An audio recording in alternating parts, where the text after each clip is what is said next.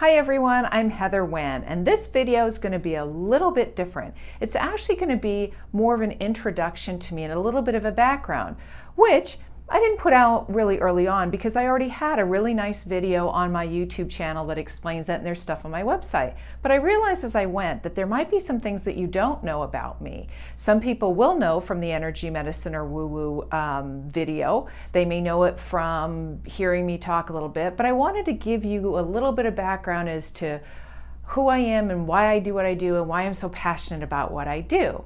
So for most of you, you know by now that I am a retired nurse practitioner, that what I did was I graduated from nursing school in 1991, and I was really happy being a labor and delivery nurse. And then I did that for a little bit before I went back to school and graduated in 1995 for my Women's Healthcare Nurse Practitioner certificate, and then went on and sat for national boards for that and became nationally certified in that. And when I started my career, I really enjoyed being a labor and delivery nurse. And I would say some of the highlights as a labor and delivery nurse for me actually were some of the most scary situations that would come up. And I think one of the things I'm most proud of was there was a moment where a person came in who was in labor, and basically we were trying to, myself and two other nurses, we were trying to actually prepare that person for a cesarean section because the baby was coming feet first. And when the baby comes feet first, oftentimes the head can get stuck and problems can happen. Well, we were preparing her and all of a sudden the water bag broke, and before we knew it, their little feet. So ultimately it took three of us nurses because unfortunately, and this is some of the reasons that concerns me, and I hope it doesn't go on today, but it's been a long time since I've been a labor and delivery nurse, where you really need to have physicians in house, but we didn't, and this person's doctor was on the way in. So it was the three of us, and we were able to manage to deliver this footling breech baby, and it was just so scary, yet really an interesting experience. Because of that experience, the hospital changed some of the policies, which was great. Baby and mom were absolutely okay. There was a pediatrician that happened to be walking by that day that I couldn't believe it, that actually stopped to help. Like if we had to resuscitate the baby right when the baby came out, was there to help, and he didn't have to do that.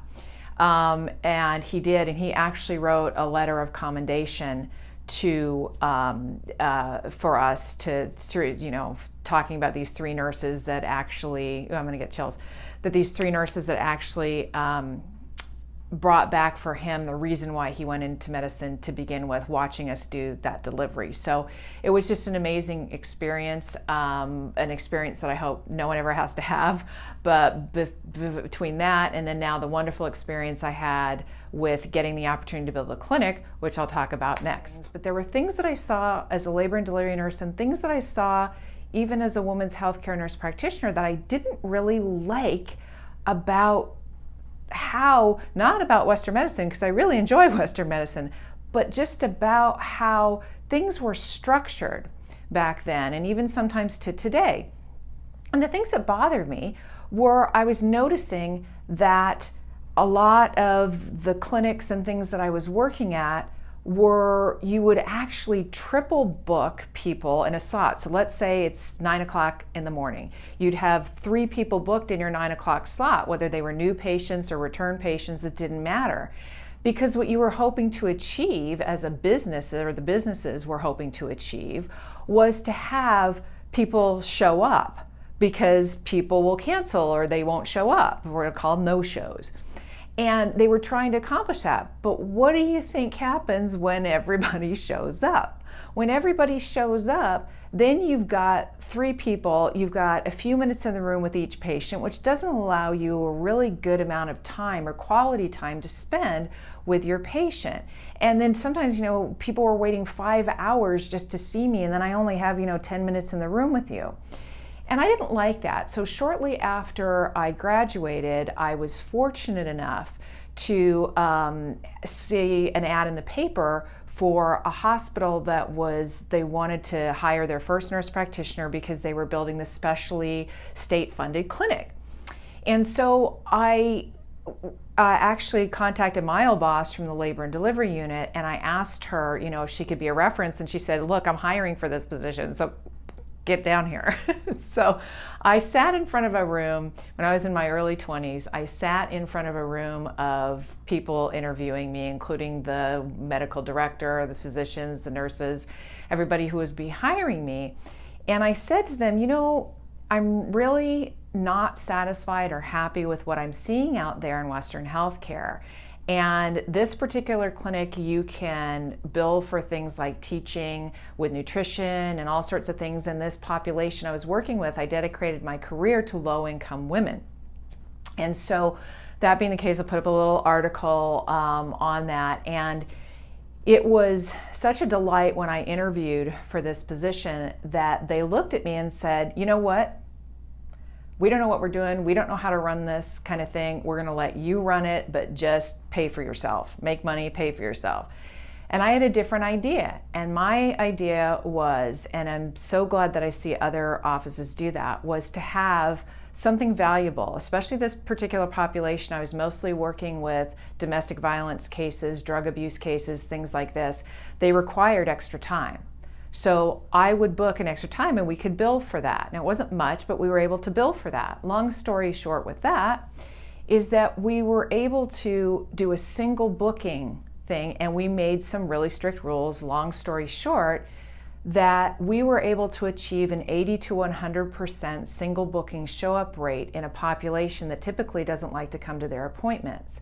And it was so wonderful, and I was able to hire about 5 or 6 other people, and it was really wonderful to be able to do that and watch then that the insurance companies were starting to turn HMO in those days, and so they kind of wanted to get rid of our clinic and just pay physicians for the service. But because our numbers and the staff that I had was so amazing, the numbers that we got showing them, I put a presentation on for 3 different insurance companies, and they found out that they were saving money using the clinic, and using the staff and seeing a nurse practitioner. So that being the case, we were able to win them over, and they paid for nurse practitioner care, which we think was the first of its kind that HMOs decided to do that in the state of California. So that was really a very cool thing for myself and my staff. So was able to do that. So why is that important, and why is it important you know that? Is because for me, even to this day, doing alternative work now and only doing alternative work, I don't double and triple book my patients. I can't stand it. I leave enough time in between patients because I want to spend the time that I want to spend with patients, which is why I bill by time, because I want to spend the time. And for myself, I don't like sitting in a waiting room. I really don't. So I want to be respectful of that person's time, and I don't like wait times, and especially now with COVID, it works even better. So that's kind of what makes me passionate about that, and I was very fortunate that this hospital allowed us to do this for such a long period of time and to do that. Now, during that time, what got me set into alternative medicine was that I was having my own medical conditions that weren't resolving. So I was having chronic urinary tract infections, which I was treating women for every single day. And I was doing the treatments, and I was following, my advice of my practitioners, which oftentimes nurses, doctors and nurses, we don't make the best patients because we want to tell you what to do it, but that doesn't mean that we want to do that. But I was very compliant. I was doing what I needed to do, and I was still having problems. So the fuller story on that, you could see the other videos, but the long and short of it is that I ended up in an acupuncturist's office thinking it was crazy. It worked. She did the applied kinesiology that I'm doing now.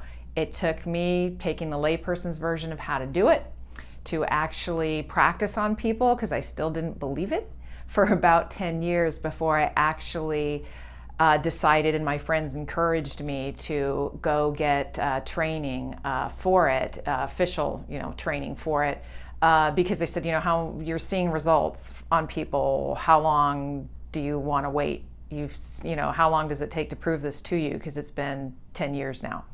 So the long and short of that is that I was very fortunate enough to be trained, and in the year 2003, I was trained, and fortunately Victor Frank was still alive, and so he was it was so wonderful to have him teach and to hear him, and it was amazing. So that's how I got into this. And then later on, I started doing some emotional reprogramming work with people that ended up then becoming certified in clinical hypnosis. So as I went along in this, I just found that I enjoyed this work so very, very much. And I was seeing some things in Western medicine that I didn't quite like. And so basically, it's not that Western medicine is bad. Western medicine is amazing. It's just, for me, I was seeing so many cool things happening in my practice that I really, really wanted to dedicate my entire time to that alternative practice of doing applied kinesiology and hypnosis and things like that. So that's why I retired from being a Western medicine practitioner. And I have great respect and love people who mix the two. I think that's the best of all worlds. For me, I have some of the educational background to do that and to help guide people through it. But I recommend people go to Western medical practitioners all the time because it's so, so very important. So for me, it was about, I wanted to spend my time working on the stuff that I thought was really a lot of fun. So I ended up retiring my license for a nurse practitioner and also a nurse, I think officially in 2017. And when I started reopen my practice in 2014 is when I really stopped doing Western medicine, but I still kept my license for a bit. But what I've always been passionate about and what's always been important to me is informed consent, that people know that they have options, whether it's Western, alternative, all sorts of different things. That's why I'm passionate. That's why I do this channel. That's why I do what I do, because everybody's body is different. And everybody's body needs different things in order for it to heal. If that's me, great, but if it's not, because of the other backgrounds that I have, I like to educate people about what their options are. That's why I do what I do, and I want to thank all of you so much over the years for all of your support, not only in my practice, but for this channel. And my goal is for you to be the healthiest that you can ever possibly be, whether it's COVID times or otherwise, to stay healthy. So thanks for listening.